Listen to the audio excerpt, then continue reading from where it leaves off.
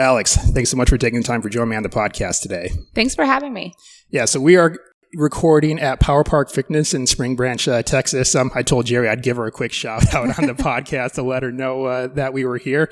So how did you kind of, find your way here? And I know you've been kind of doing OCR for a good while now. For Power Park, 2014, maybe 13, I did a first race, couldn't climb a rope, and was like, I got to figure that out.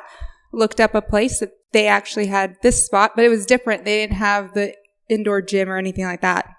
They just had a tent that you would come, and it was really cool. And it was just when they were getting started too.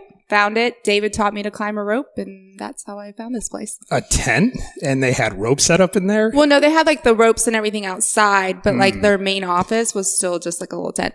Okay. Now, was that kind of sort of like your first step into like fitness in general, or does it kind of go back a little bit further in your timeline? Fill us in on that. I grew up playing sports. I rode horses growing up, and then in school, I played every sport you could possibly think about: gymnastics, soccer, all of it. My brother and I just played anything we could, but I mostly stuck to horseback riding. And then when I didn't pick up running until I was in my 20s.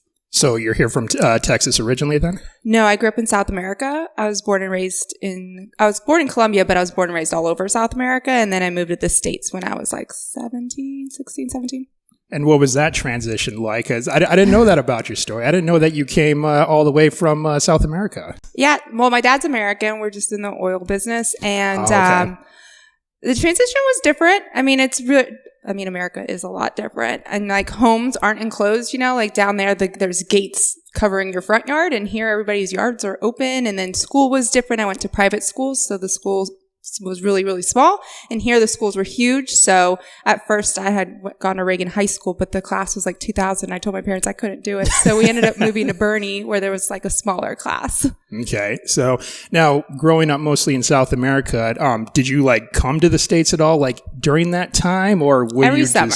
Okay. Yeah. Every summer. That was like my time to get my Dr. Pepper in or find all the American stuff that we could get and then take it back with us. Gotcha. Okay. Actually, strange as this sounds, I actually haven't been to South America yet. It's on my bucket list to go to all 7 continents, and I've done 4 of them, and I've actually lived on 3.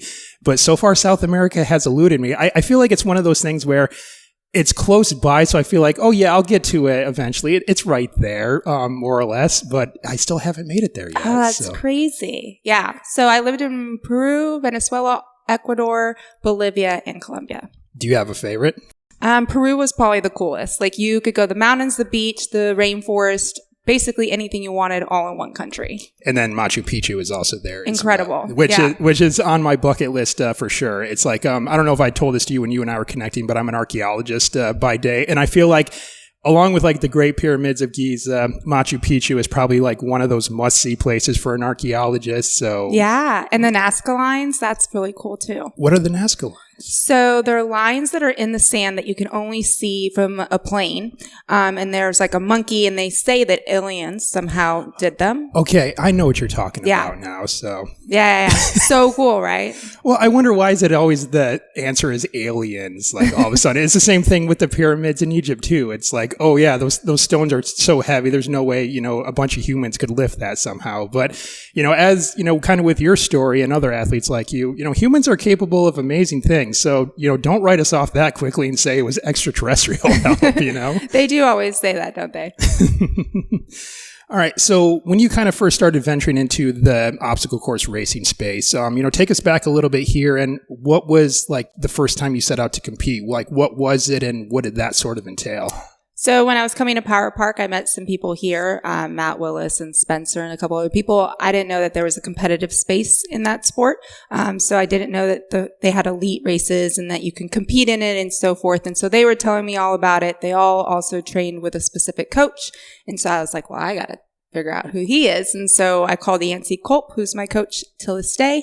And I was like, take me on. Let's do this. Let's see what we can do. I did ultra running before that. And so he was like, okay, well, we'll figure it out. And so that's how I got into it. And then I started doing elite races for Spartan and for Savage Race. And then I got obsessed. Gotcha. So just one thing led to another, and it just kind of cycled on from there. I had like my first obstacle course racing experience with I did a Tough Mudder gosh, like a long time ago now, but it's just, and then I did a Spartan race. I went to Lake Tahoe actually for the World Championships, and they had like a big media festival there just like a couple days before the races that I went to and got to meet some really cool people. But that was really tough because elevation really got to me because it's like 6,000 feet, and I think you ascend another couple thousand feet over the course of the race. So like up to this point now, was there any sort of race that stands out in your mind as like maybe the toughest? I mean, that's probably saying a lot because they're like, these are just tough by design, but does anything stand out in your mind? What year did you do Tahoe? I did it back in 2017. So okay, I was there that year. So that year it was like 18 miles, something ridiculous, which is like not even a beast. It was like over the mount.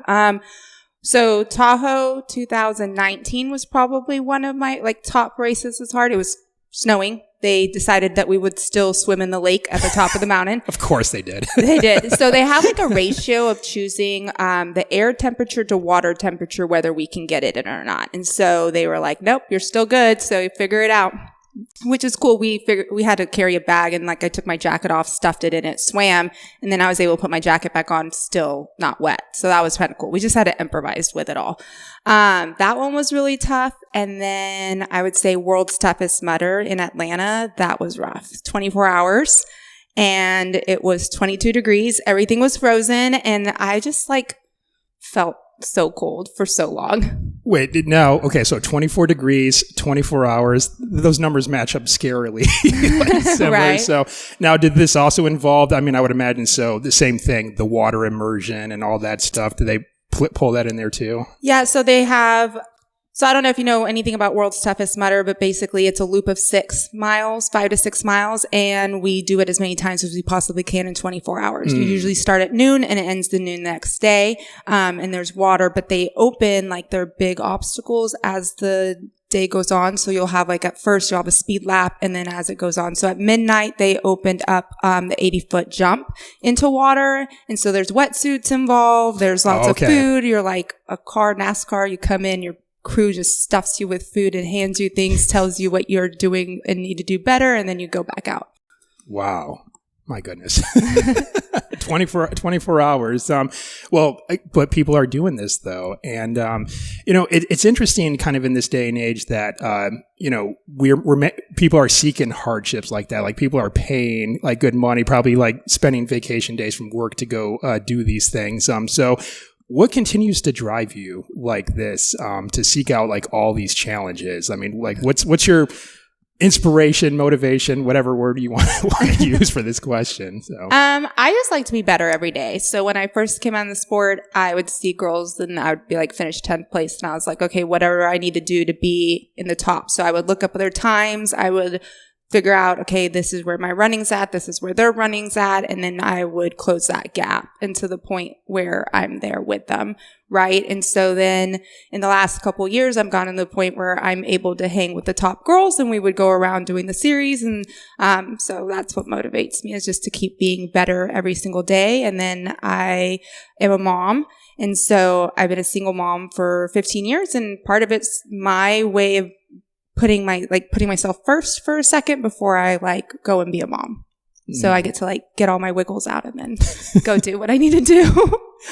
All right. Well, a couple of things that you also revealed to me is, well, especially like just now, is that, you told me at the start of this conversation before we hit record here, is that, you work as, would you say like in a dental office? I'm not sure exactly what I'm a dental hygienist. Dental hygienist. Okay. So working as a dental hygienist, and then of course, fulfilling your obligations as a mother. And then of course, like, the first time you and I met, you were coaching, our young athletes, here at Power Park. So, and then, of course, you got to get yourself ready for all these events that you have coming up. So you're showing up in a lot of different areas. You're wearing many hats right now. So how do you kind of go about managing all of those just so that you show up effectively in all of them? I'm a busybody. Part of it's ADHD. I don't know. I have to fill my time. So I usually work out in the mornings, and then if I can get a lunch run in, if I don't have a patient, I'll go run at lunch. And then I run at night also. So just kind of figure it all out, and I put myself where I need to. My son runs. He's 16. So, now we run together, or we were able to work out together, any kind of thing like that. So I just included him in everything all his life. Gotcha. Kind of put him in the position to be a good runner. Right on. So getting ready for like races that you have coming up, are you mostly kind of just like training yourself to do this? Do you like have coaches that are helping you along the way? What does preparation look like for you? So Yancey Culp is still my coach. And then I do strength training with Iron Fit. And then they have conditioning days. Right now this year, I'm actually stepping a little bit away from OCR and going into hybrid racing. So mostly DECA and Hyrox, just because the OCR world is a little different right now. It used to be where we would travel around and race and then there was prizes and so forth. And we're not seeing that much anymore. So I'm like, okay, well, I pivot where everybody else is pivoting and we're going to hybrid racing. So what is kind of like the changes that OCR is kind of doing like in that regard? There's not a lot of prize money anymore. Not that I do it for prize money, but it does help. It would be a nice little perk, you know? Well, it's an investment, right? So I invest in myself and I spend a lot of hours training. And so when I go to these races, I would like to at least get my money back for my travel or at least get a free race. And they're not even giving out free race codes. So really? Yeah. Huh. So they changed kind of how they used to do things. So we used to be able to travel around for the series and the series races would have a little bit more money in them. And then we would get race codes with that. And then at the end of the series, we would get paid out for like the whole series. And we're not seeing that anymore. But if you look at the way the sport has gone, I don't know if it's 2020, but it's not as big as it used to be. You know, actually, it's interesting that you mentioned that. I think I've kind of observed sort of the same thing too. Well, it's strange. It's like I haven't been drawn to it a whole lot myself as of late too, where it's like I think I would have beforehand too. I mean, there's still a lot of great stuff there to be had. And also I think the community is really great too. You know how like at the start of each Spartan race where you like link arms with like the other racers and you do the whole pre-race ritual, I guess I'll say for lack of better terms. One year, or this is actually when I was in Tahoe, I actually locked arms with Ben Greenfield and I remembered like, hearing his quick words of encouragement and I'm like, okay, I need to stay with him like for the entire race. And, so I'm following him for as far as I can. But of course, naturally, him doing this like biohacking thing and, being super fit, he pulled way far ahead of me, of course. And by the time I finished, I, got my, Fit Aid and, my bananas and all that stuff. And I'm just kind of sitting off to the side trying to recover. And I see him walk past me. He's already showered. He's already changed over. And I'm like, okay, all right. I got some work to do. So I say the community is, I think, a big draw for me. Would you say that is kind of a big draw for you as well? Oh yeah. The people are the best part of it. Like from the front of the pack to the back, which is what's fun about like a World's Toughest where we're doing loops because you get to see everyone, whether like if you're a slow runner, you're going to run past them. So we get to see people while like the normal courses where we go out for 15 miles, we don't always get to see people. So we like to go back out and like cheer people on and play on obstacles and help people if we can. But yes, the community is huge. All right. Right on. Excuse me. Now you mentioned hybrid racing. So, like, I'm not familiar with the term or what those like entail, and how would that be different from, let's say, an OCR race? So have you heard of DECA or Hyrox? I heard of it, but because I think you mentioned to me last time, I don't think I've looked into it very closely though. So it's basically functional fitness. Like I guess CrossFit meets running. Oh, really? Yeah. Because we don't have the CrossFit movements that go above your head. So it's a little bit safer. So it's a lot of like running with rowing and ski ergs and carrying heavy weight, pushing heavy weight, lunges. Like Hyrox has 100 wall balls at the end. And so they call it hybrid racing, which is basically just functional fitness. Yeah, I was going to say, I'm like, that's not obstacle course races now that you mention it that way. But, I mean, I think I did see some of your posts on that like recently. Didn't you just do one of these not too long ago? Yeah. So with DECA Fit, they have 3 different versions of it. They have DECA Fit, which is 3 miles with each station in between. And then you have DECA Mile, which is with a mile of running in between. So you have 150 meters between each set. And then you have DECA Strong, which is no running and just all the stations back to back. So all 10 stations. And so they're actually affiliated with Spartan, and Yancey had created DECA Fit, and it's just what he did is he created something that anybody can do, which is true because we had a DECA Strong at Iron Fit, and my sister wanted to meet Yancey, came up, and he signed her up. She's not unfit, but she's not a super fit person, and he got her to do it, and she finished, and she was like, that was the hardest thing I've ever done in my life. I don't even know how to use a ski erg, but I finished, and I'm so happy. Okay, yeah. So let's see, what was I going to ask you next? Now, you've dabbled into a lot up into this point. Like you said, you've played like pretty much every sport under the sun that you could have in school. And then, of course, like OCR, now this hybrid running or racing. And is there any like particular activity that you haven't dabbled into yet that you think you would like to, get into at some point? Not really. No. I kind of like test things. Like CrossFit's not for me. I don't want to put 200 pounds over my head or whatever they do. Even though I love watching CrossFit, I love seeing all the stuff that they do, but it's definitely not for me. I'm too little for that kind of stuff. But no, right now I kind of found what I love. Like I love trail running, and OCR brought that in because I got to trail run and play like a little kid on obstacles. And then with hybrid running, I'm just learning to like it. Okay. All right. So now, when it comes to training and everything like that, it's just I know a big important part of this too is also like the recovery aspect, and you're putting so many miles, quite literally, when it comes to preparing for like these events. So it's just how do you kind of sort of look after that side of it, the recovery, and maybe we can talk a little bit about your nutrition protocols too, just so that way you're able to get out there day in and day out to keep training. I make hard days hard, easy days easy. That's one big thing. Sleep is super important. And then I've this year mostly been working on mobility because as a runner, our hips get really tight. So I'm trying to get better at that. And then I wear a Whoop. So it tells me whether I can run hard or not. So I don't know if anybody knows too much about that, but it's just an app that you can see. You can see when you drink alcohol, how it affects your body. When you eat affects your body. If you eat too much, what it does, it's actually quite interesting. Like if I overeat or I eat too much sugar, my resting heart rate at night skyrockets. Like it's in the 60s when normally I'm like 34, 35. So it kind of tells me what I can and cannot do. Well, it is kind of cool to leverage technology like that too. Well, because I think especially like in this space, like stuff that we can measure is always kind of like, a really like crucial thing. And of course, like I got my Garmin Instinct on too. So it's like tracking like everything from the calories that I burned to, the mileage I covered. And then I log everything in Strava. Do you log your stuff as well? I wear a Suunto, so it does log everything on there, but I use Strava because it's like my version of social media, right? And so I like to get on there and I run segments, certain segments just to see where my fitness is. And then also I like to steal crowns.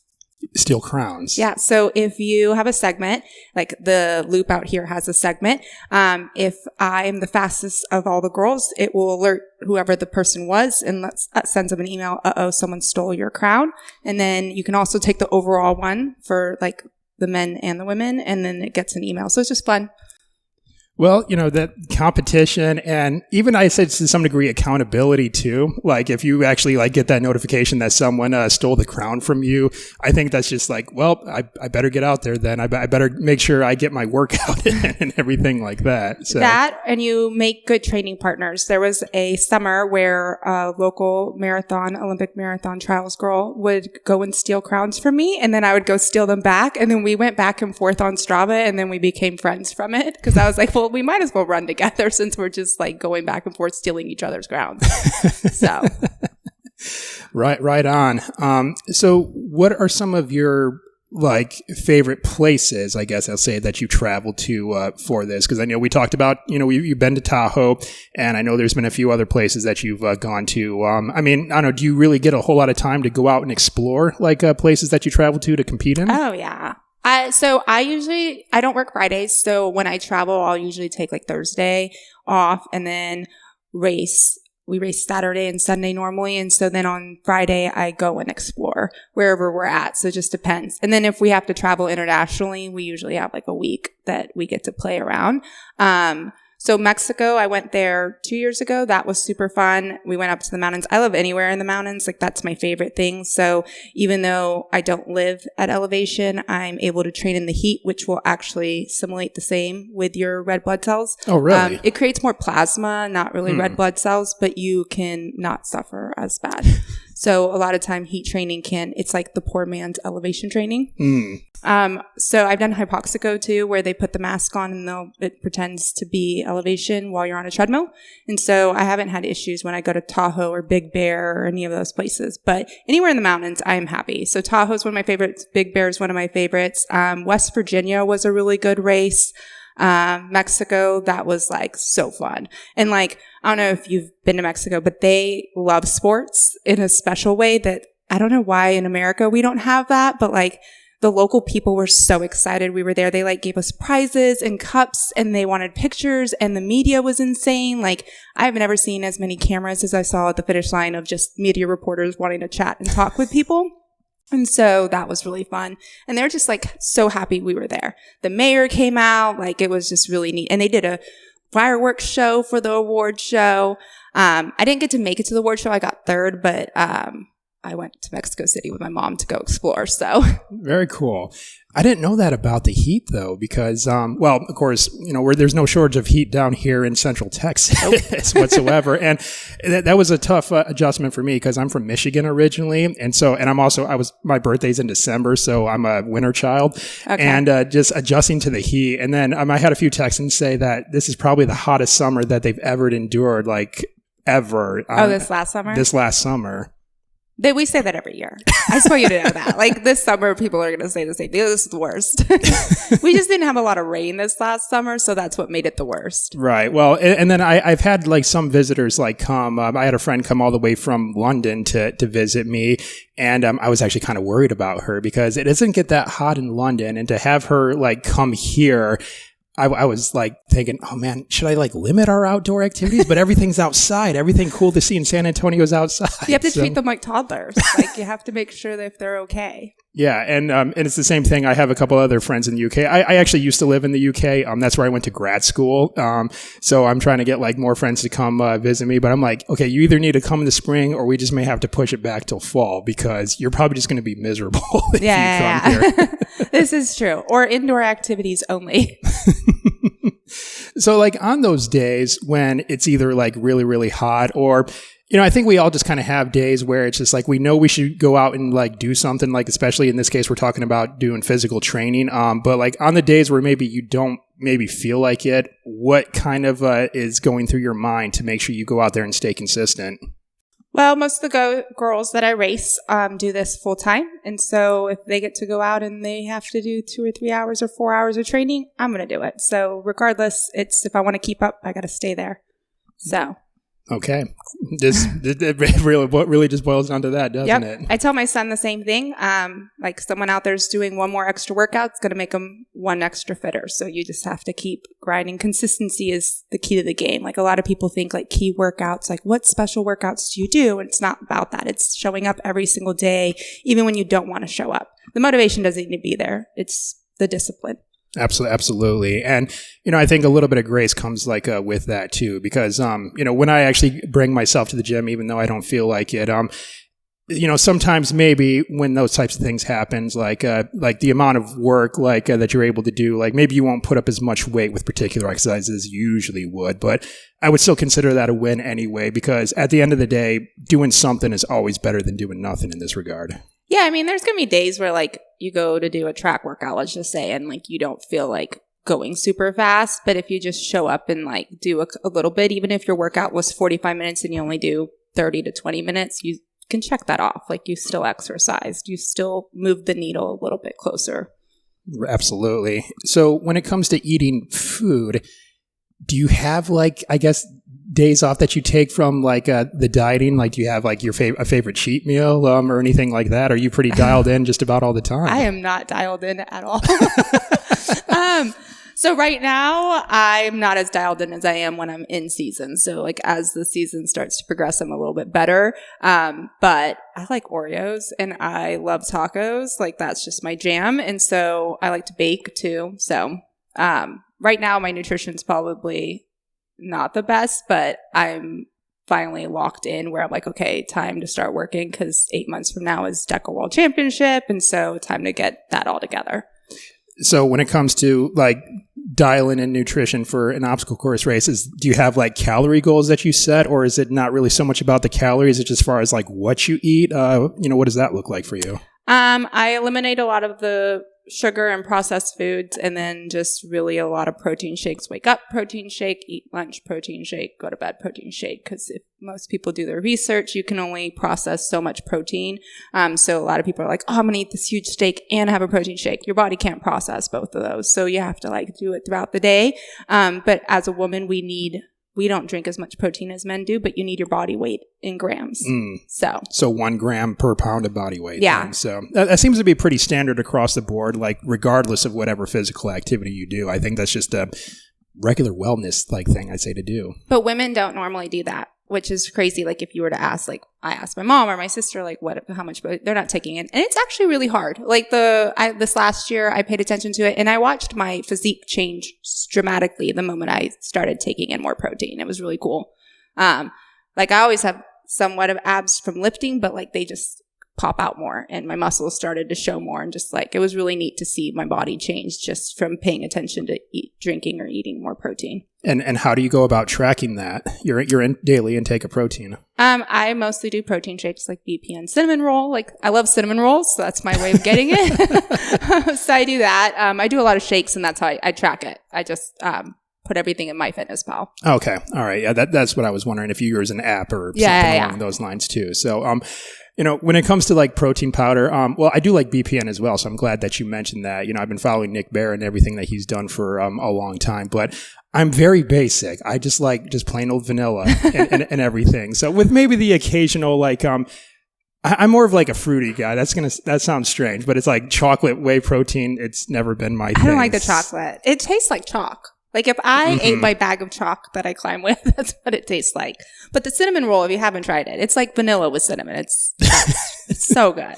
Well, because it's like more often than not, I usually like will mix like other things into my shakes too. Maybe I'll put in like some creatine and maybe like, some EAAs or something like that. That more often than not, those have like fruity flavors too. So it's just vanilla complements it well. But I don't know. I guess I'll try anything once, I'll say. So we'll see how that goes. Most of the creatine I take in is like plain. Like you can't even like, taste it.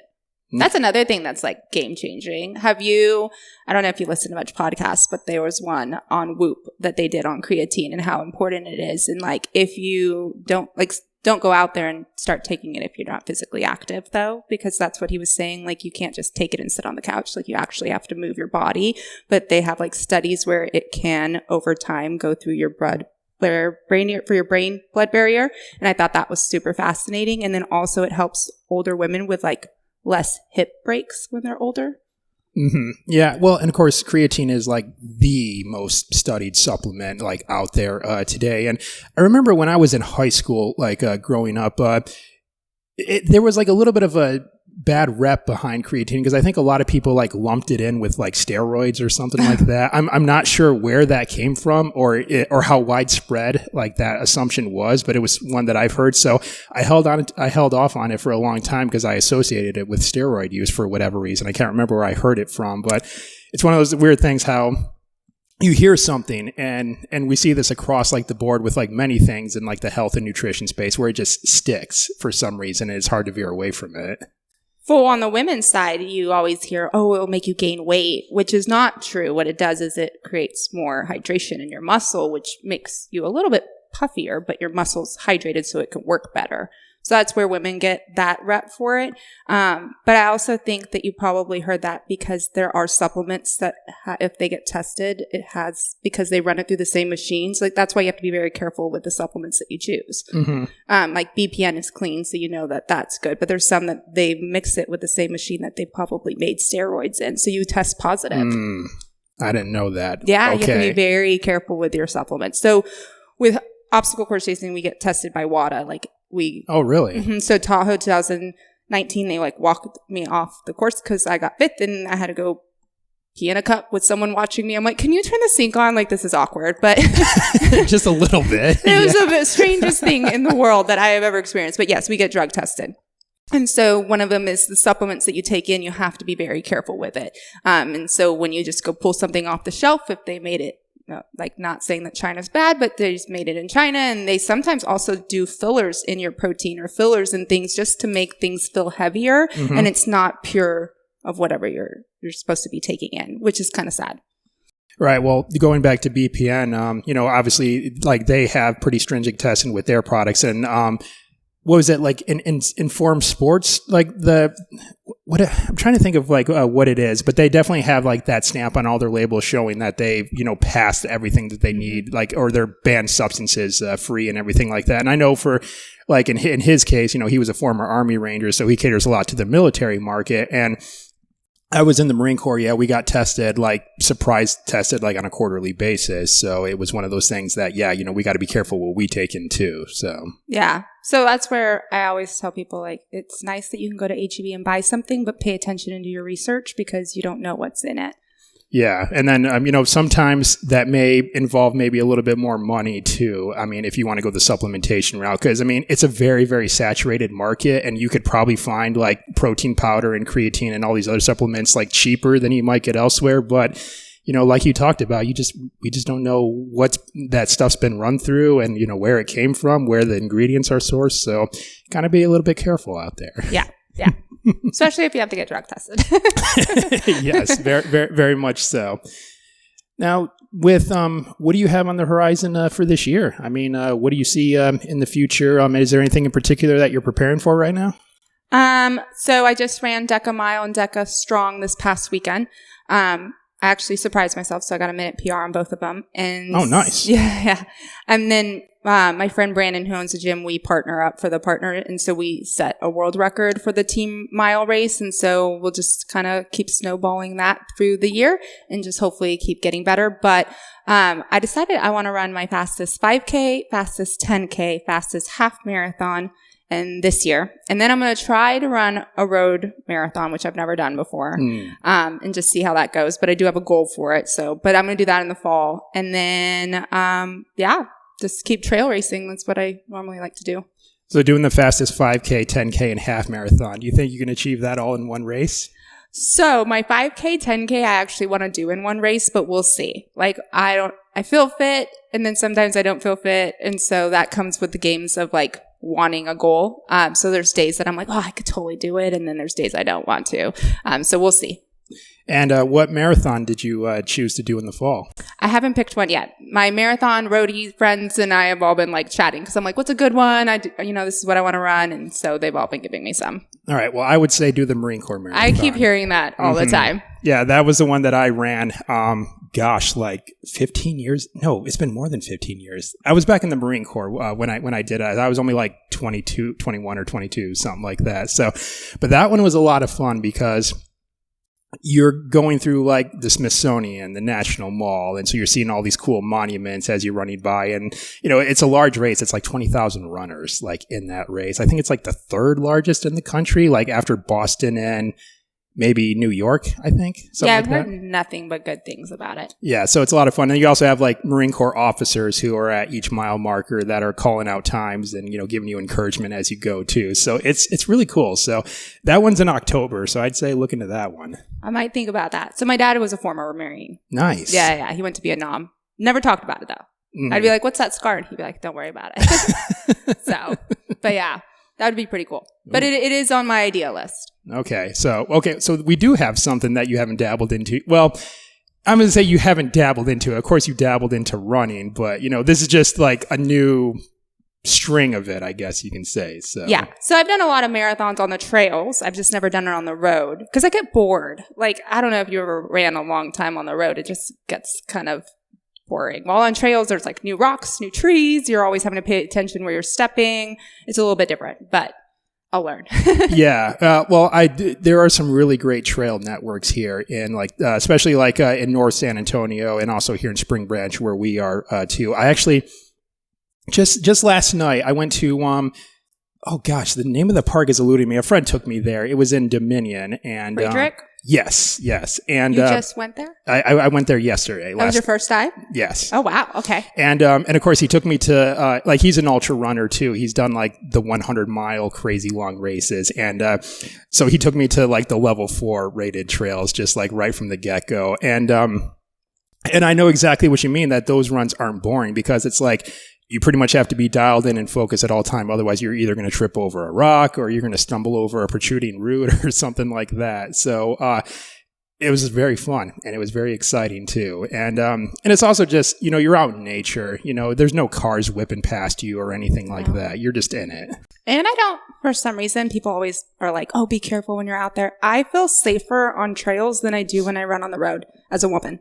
Period. Like, I would rather be out. No random guy is going to be out there in the middle of nowhere where I run. Like, and if so, my sister laughs. She's like, she's going to outrun him anyway. So it doesn't really matter. Yeah, absolutely. And that was another thing too. It's just, I think like my friend and I, we were the only ones actually out there running. Well, especially in the level 4 trails. Anyone else was out there was either just like walking, or maybe they had like a small backpack on and they were hiking or something like that. But not a whole lot of runners, at least not in those types of trails. Yeah, Friedrich's a good one to train at. Have you been to Eisenhower? No. That's another one. Have you been to the power lines? I have been to the power lines. Which yes. ones? The ones off of Babcock or Blanco? The one near Helotes. Helotes, yeah. Yeah, Helotes. Did I say that right? Okay. All right. It's all right. We're learning. Yes. Well, in my line of work, I spend so much time traveling, so I'm still, even though I've been here for a year, I'm still trying to get the lay of the land. Yeah, there's so many places you have to go. Yeah, and this is definitely like a really good spot, like for this type of thing. And actually, I haven't told you this yet. I actually signed up for my first 50K that I'm going to be doing in June. I'm doing the Fire Trail here in Spring Branch. Nice. I just did the race. Is it Texas Outlaw Running? Yeah, that's it. So my birthday, I did a 50K out in Leakey. Yeah. And so I did theirs. And so I drove up there in the morning and I took the overall win, beat all the boys, and then drove home and celebrated my birthday. Nice. Awesome. Now, was that like maybe like a 5-6 mile loop that you just did multiple times, or was that like one big one? How did they structure that layout? So they had a massive hill on that one. That was actually one of the coolest things, which is why I signed up for it. But yes, it was like a 5-6 mile loop each time. And so we did 5 laps. And somewhere in my head, I thought I was going to have to do 6. So on the 4th lap, I was like slightly on my downside of the running and was like going to cry about it. And then he was like, yo, you only have one more. And I was like, oh, okay, I'm good.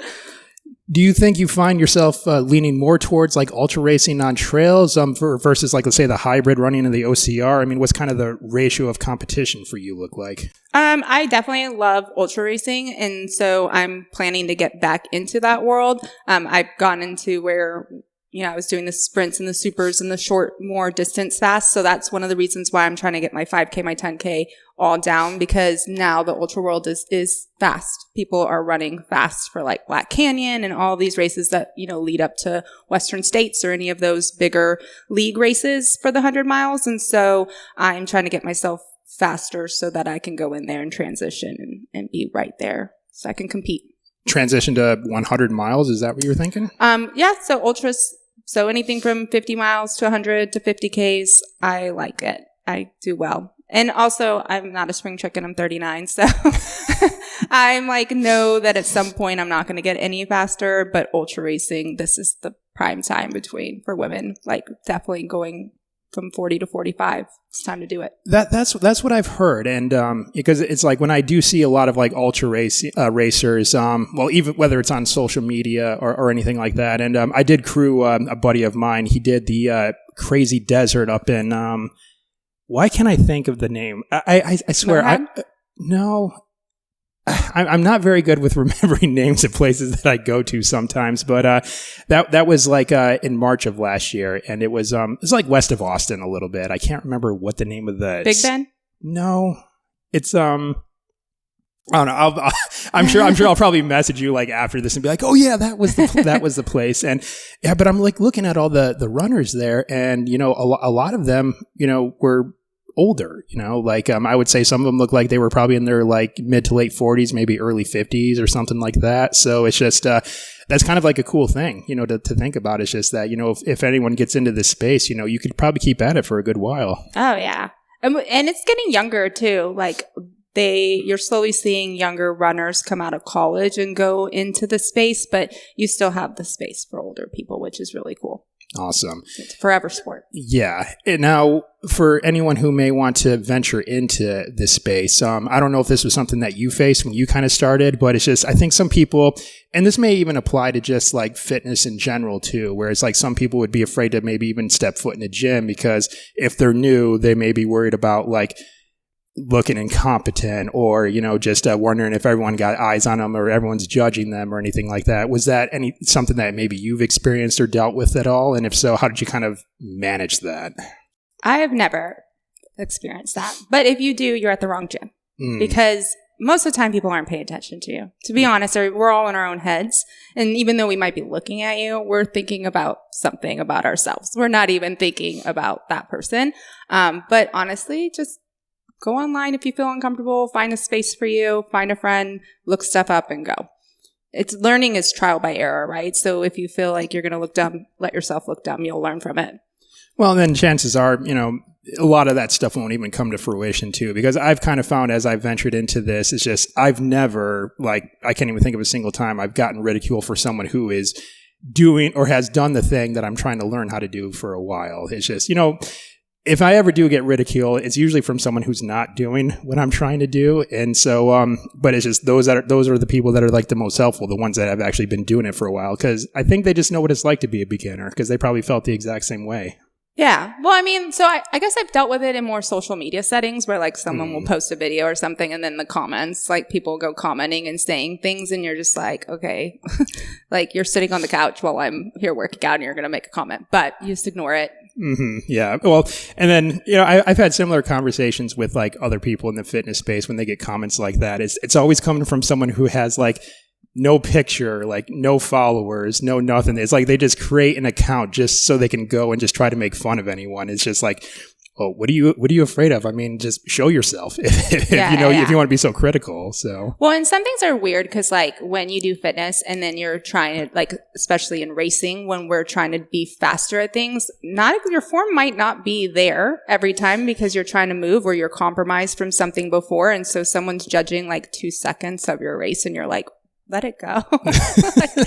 I was 2 seconds faster than everybody else and maybe my form wasn't great, but that has nothing to do with it. Yeah. Or you're sharing like the clip where you're already like hours into it. So it's just like, of course your form is not going to be the same as when you started the race. Yeah. So. Yeah, for sure. So I don't know. Sometimes I think the comment when you're younger, when they're like, if you have nothing nice to say, don't say anything, should apply to social media. Mm-hmm. Well, I mean, but I would go on a limb though to probably say that you probably got more positive comments and interactions on social media than negative ones. At least so I would hope. So on my own platform, yes. If it gets posted on like one time on Spartan, they posted my like ball over shoulders and I hinge at the hip. I don't squat because the weight's so light. And I got so many hate comments on it. Like they're like, oh, she's hurting her back. And I'm like, it's 40 pounds. Like I do heavier stuff. I don't have to like squat for 40 pounds. If that's the case, I'm not like fit. Like 40 pounds is nothing.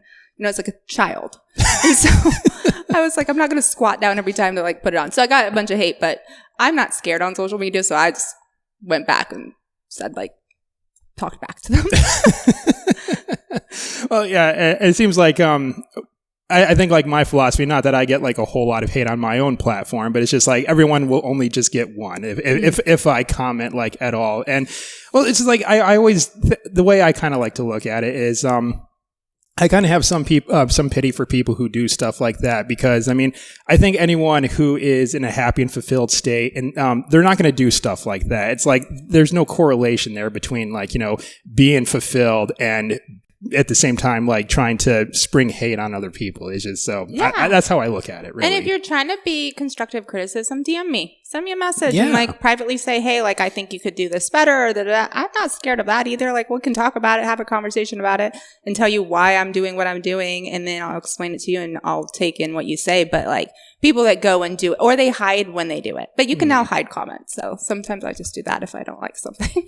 Well, it's also kind of like if they're going to put so much time and energy into trying to critique everything that you're doing, it's just like, well, why not make your own video or your own post? It's like, if you think I'm doing it wrong, well, make your own video. Like, show me how to do it properly, if you think you can.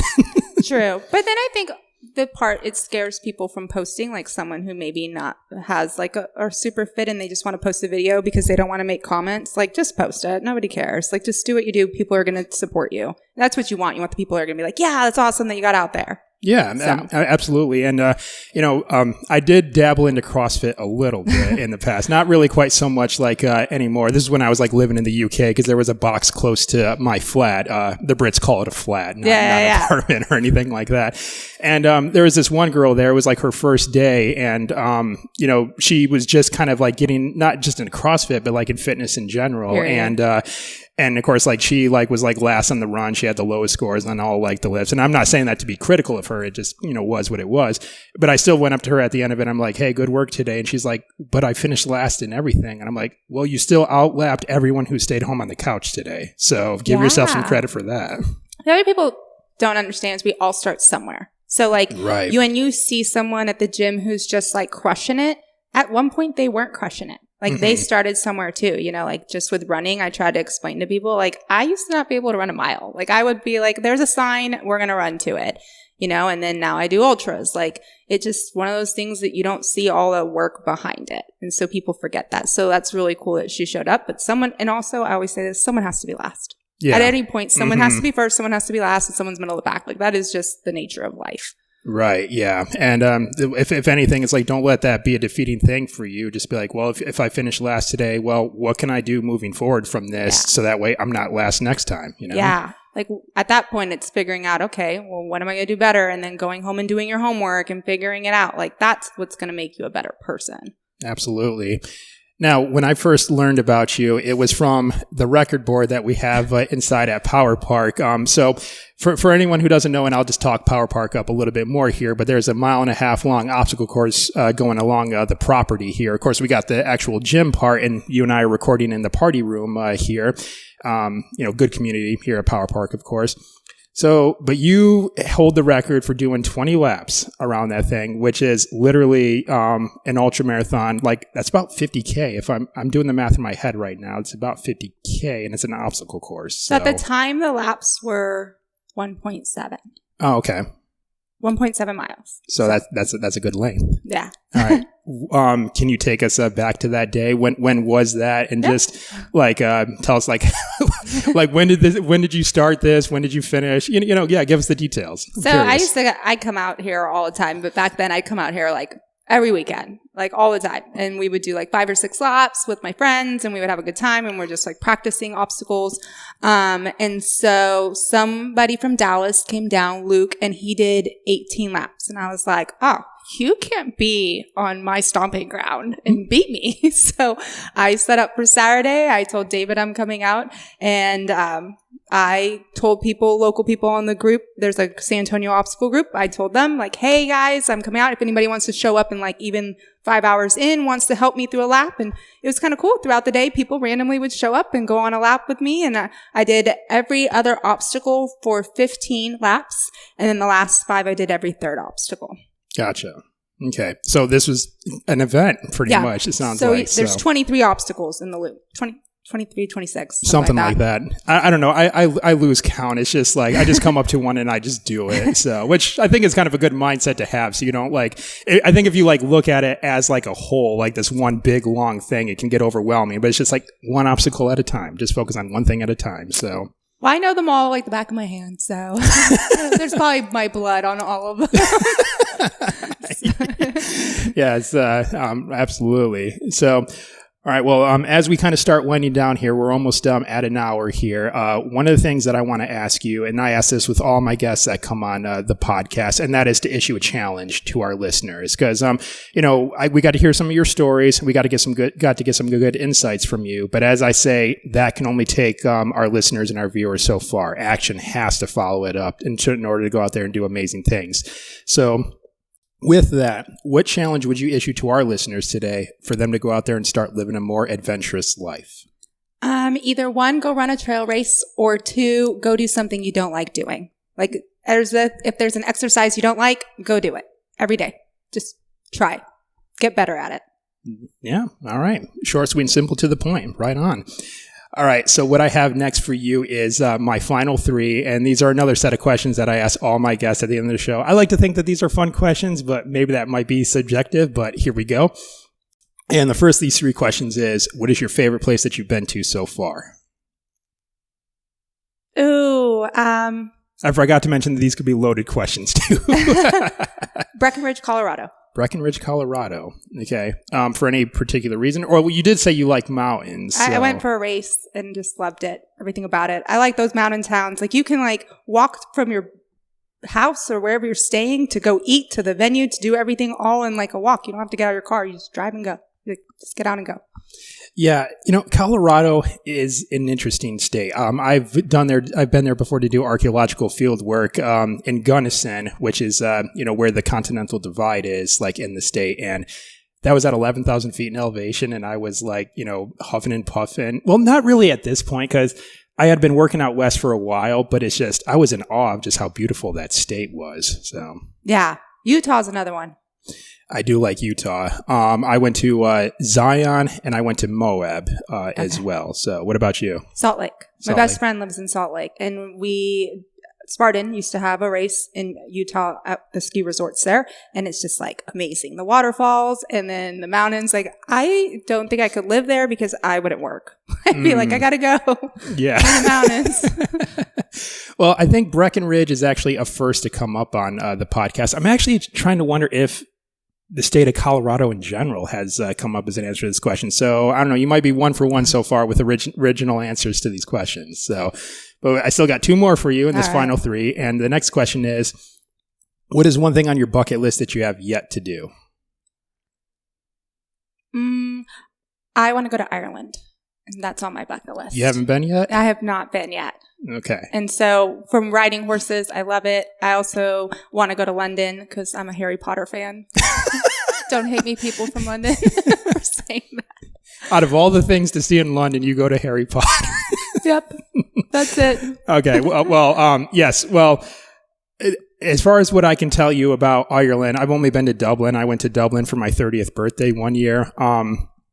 Got to see some really cool stuff in the city. And also, I'm a big classic rock fan, and Def Leppard was doing a concert there. And so I went and saw them too. So, yeah. And also, quick story. You might like this. I found this bookstore in Temple Bar. Temple Bar is kind of like the main nightlife spot, like in Dublin. And they specialize in like rare collectible books. Some of them like were like early editions of like classic books, and they were signed by authors. I saw a couple books there from Bram Stoker and like Jewel of the Seven Stars and I think The Man, but they didn't have a copy of Dracula, which is one of my favorite classics. And I asked the cashier, it's like, hey, I noticed you had some work from Stoker, but I didn't see Dracula. I don't suppose you all are expecting anything like from him or any copies of that particular novel. And they said, well, actually, we are expecting a first edition, first print signed by Stoker himself. And I'm like, well, how much would that go for? And he said, you're American? I'm like, yeah. And he says, that'll be about $7,000 US. Oh my God. Yeah. It's just like, of course, I was just like a broke grad student at the time. So no way in heck Do you take payment plans? Yeah. It's like, how far can you stretch this out for me? But it's just, I just thought that was like really cool. So lots of really cool stuff to see in Dublin at least. But I know like other parts of Ireland, I've known a few people who've been around that country quite a bit. It's pretty amazing. So yeah, I'm not a city girl. I want to be outside the city. Like, just take me anywhere that's in the country. Like I went to New York City one time and I was like, I can only be here for 24 hours to get me out of the city. Yeah, it was the same thing for me too. I went a good while back and 3 days and I'm like, I'm out. It was just too overwhelming, too fast paced. Yeah. And I swear like at some point, like, I was probably going to get hit by a car or something, everyone is just so moving so fast there. It was crazy. It was a lot of stimulation. Like everywhere you go, there's a lot going on. I think you'll like London though.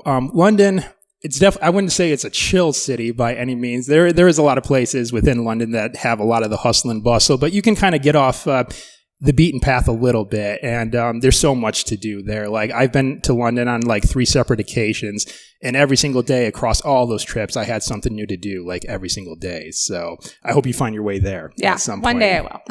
All right on. And the last of these 3 questions, and this is a 2-parter. What is your favorite animal, and have you seen this animal in the wild? My favorite animal is a horse. And yes, I was sitting in the hot springs in Big Bend, and they were crossing the river. Really? Yeah, it was the coolest thing. It was Mother's Day. Wild horses. Yeah. Mm. Well, I mean, there was no cowboys with them, so I'm going to assume they were wild. All right. Now, I didn't realize they had hot springs out that way. Oh, man, they have mountains. So I travel to West Texas a lot because I love the mountains, and that's where I go to train. So a couple times a year, I will go to the tallest peak in Texas, which I have the fastest time up and down.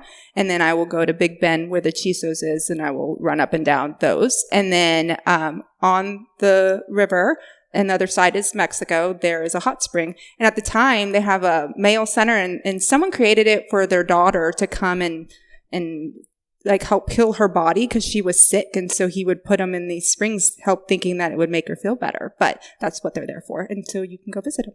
Gotcha. Okay. Well, I always kind of just have this image in my mind of West Texas of like just being just desert as far as the eye can see, but mountains, like really? Yeah.